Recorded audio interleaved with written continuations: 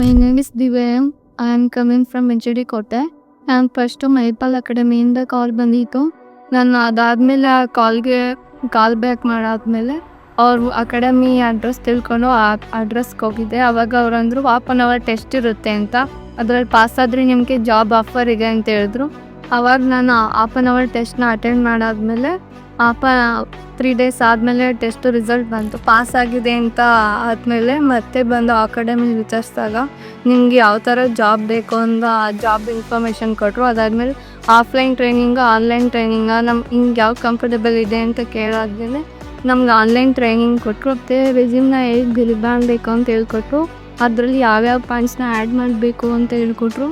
ನಮಗೆ ಹೇಗೆ ಕಮ್ಯುನಿಕೇಷನ್ ಮಾಡಬೇಕು, ನಾವು ಹೇಗೆ ಒಂದು ಪ್ರಾಡಕ್ಟ್ ಬಗ್ಗೆ ಯಾವುದೇ ರೀತಿ ಸಪ್ಲೈ ಮಾಡಿ ಸೇಲ್ಸ್ ಮಾಡ್ತೀವಿ ಅನ್ನೋದ್ರ ಬಗ್ಗೆ ಎಲ್ಲ ನಮಗೆ ಇಂಟರ್ವ್ಯೂ ಈ ದಿನ ಇರುತ್ತೆ, ನಿಮ್ಗೆ ಕಂಫರ್ಟಬಲ್ ಅಂತ ಕೇಳಿ ಇಂಟರ್ವ್ಯೂ ಅಟೆಂಡ್ ಮಾಡಿ ಅವೆಲ್ಲ ಪ್ರಿಪ್ರೇಷನ್ ಆದಮೇಲೆ ಇಂಟರ್ವ್ಯೂ ಕಂಡಕ್ಟ್ ಮಾಡಿದ್ರು.